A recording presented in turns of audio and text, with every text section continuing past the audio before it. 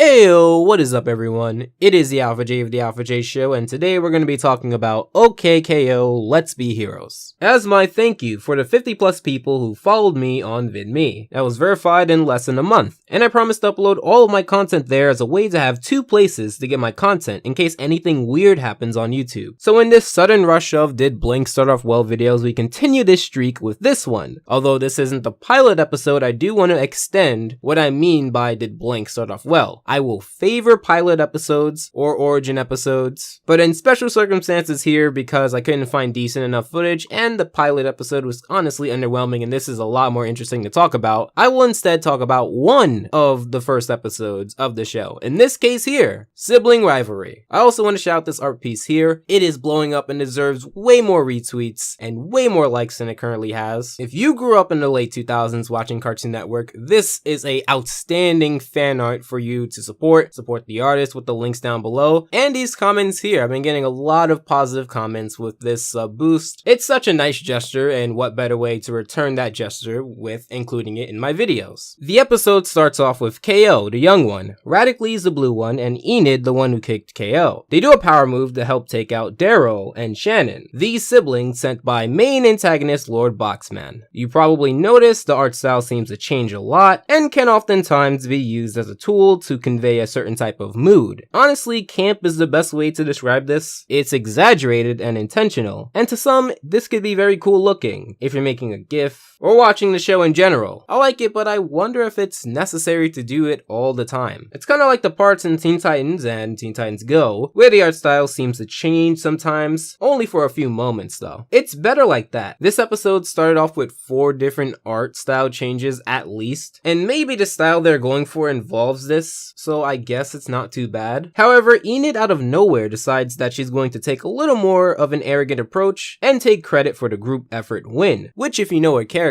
is a bit odd. In fact, 2 episodes before this, Jethro's All Yours, she actually dismissed helping out her team of Radicles and KO. However, again, it is too early to tell, but I'd rather take note of this in case her character seems to meander in other places. Radicles and Enid start to argue over who did better, with KO being in the middle. Shannon and Darrell get blown back to their evil lair, and Lord Boxman yells at the both of them. The character design and, well, character of Lord Boxman in general is alright. He's supposed to be the comedic villain and pose no real threat type of guy, and I guess that kinda shows here. Boxman introduces this new guy, Raymond, and Raymond is built up to be better than Shannon, who was already built to be better than Darrell. Since Raymond is now the common threat to their father's appreciation, both Darrell and Shannon get pushed to the side. Of course it was brilliant. You are, after all, the master engineer behind this vessel of pure athleticism. Raymond, you're my favorite. I've always loved you. And I wish you two could be more like him. Let us go, Raymond. This part where they get blown away via hairdresser style is actually very funny. Again, the campy, exaggerated style isn't bad, but it's like anything. You're not supposed to overuse it or your audience may end up rejecting it. I mean, if variety is what we all want, then I don't think it's too out there to say that it's funny, but it still treads the line. Boxman's reactions are still very good, however. And the plan that Raymond had, stealing a letter from the plaza's sign, thus leading people into thinking that it's not the same plaza and having sales plummet, is a very good evil comedic plan. It's malicious enough to work, but also light enough to work with comedy. Simple as that. These two villains parallel how these two heroes were fighting earlier. KO tries to mediate it, but it doesn't end up working well. So Raymond ends up showing off and taking out Radicles in the process, while Shannon and Darrell look on with a combination of worry, regret, envy, and denial. The back and forth between Radicles and Raymond is pretty much more campy and more exaggerated. If you like over-the-top anime-influenced shows that don't take themselves seriously, but also work in a comedic way, this is the show for you. Raymond also deals with Enid in a very similar fashion, in terms of difficulty anyway, which was easy as pie. He ends up taking the R part of Gar's sign because if everyone won't love Raymond, then Raymond will love Raymond. KO, being the optimistic season 1 Steven that he is, challenges Raymond, who sees him as a kid because kid, and takes care of him episode 1 style, having his optimism and self-awareness be his downfall. The way Raymond established himself as an unstoppable character this early in the episode really does make me interested in what more comes from Raymond. I only just got into the series, and I think besides the slightly overused camp expressions, he can really dominate in terms of a main antagonist that people, even new viewers as myself, can enjoy. Shannon and Darrell fight some more as KO tries to break them up as well, being attacked in the process. Why's everyone gotta fight over who did the big do? What happened to good old-fashioned, good job, team? Or, we won this victory together?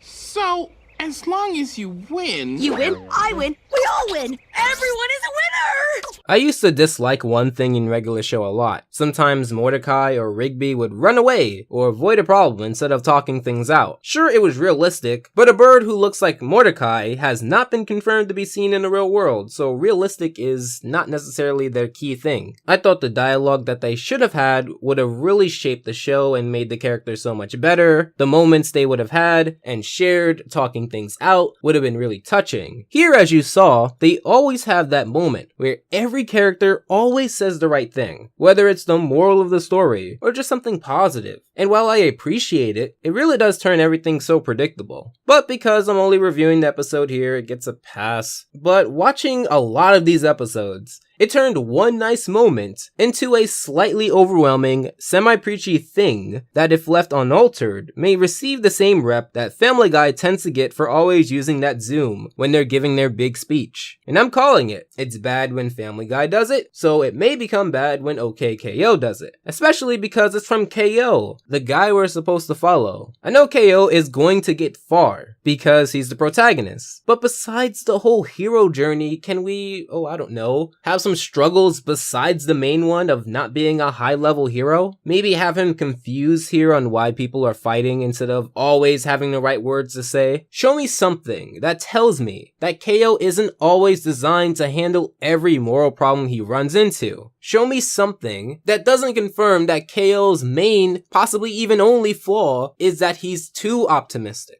Subjectively, that's not an interesting flaw, but that's a major problem in a very, very small sea of problems involving this show. Other than that, this moment here is pretty good. So because Raymond was fueled off of his father's love for him, it only seems plausible that the best way to defeat Raymond is the following. We have KO pretending to be kidnapped and abducted, with Lord Boxman being even more proud of them being Shannon and Darrell, than the sign piece that Raymond stole. Because Lord Boxman is giving Shannon and Darrell more affection, Raymond is defeated in a sense. KO, who was doing this in order to get the sign back, learns that everyone can't be trusted. You guys can keep the sign. You guys earned it. Although, clearly one of you did more work than the other one in earning it. You're right. I pretty much did this all by myself. You? It was totally me. KO then takes the sign back and... Huh? What? You guys aren't fighting anymore? We were fighting for a while, but then we saw how beautiful the sunset was. Our problems suddenly felt very small. So we agreed to set aside our differences for the day and enjoy the view. That's great!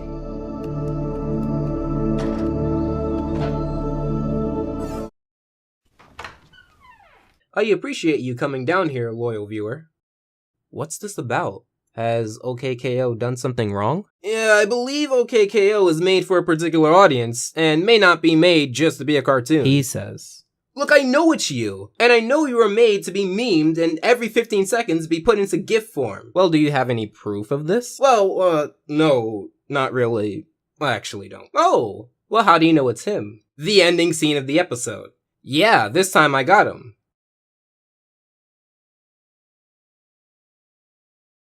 See? See? Oh, you don't see it. That face! Right there! Wait! Right there!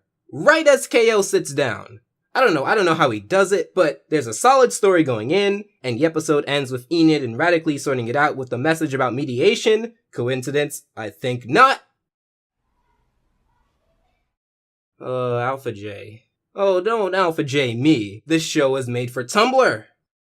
It's obvious. Jay has no proof. You can go.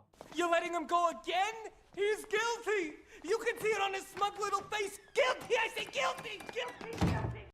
Overall, this episode had a lot of good things going for it, but it also had a few major issues that I personally have with the episode. The off-model, exaggerated, campy style can get old really quick, and I think it is a potential problem later down the series. I do think that the ending seemed incredibly off, but probably something that I don't understand. They dropped the fighting because they meditated. The entire style of the show seems to be very deep in meme and GIF culture, which isn't bad, but a good story should always be a good story. KO was great in this episode, Raymond was even better, Shannon and Darrell's quarrels were very well done, Lord Boxman was fantastic, being over the top. Just to be clear, this episode is good. However, if you are not a fan of Steven Universe, just bear in mind that there are some themes found in this show that are sometimes even amplified. So yes, in a way, these shows are connected, and no, it's not because the creator of Steven Universe and the creator of OK KO are dating. Anyway, before Lord Boxman disowns me, make sure to follow me at the Alpha J Show for channel updates and interactive content. My Discord is always open, feel free to drop by and join the community, send a DM, or just talk about animation in general. It is well moderated, but also super fun and active. All of these links will be in the description below, as well as my request video, where in that comment section, not this one, you could put a request for a future video. If you really like this video, I highly suggest my friend Shadow Shriek's video on OK KO, or binge watch my newly made Did Blank Start Off Well playlist. Make sure to subscribe and feel free to consider my Patreon. As always, I hope your time is well spent, and Alpha out.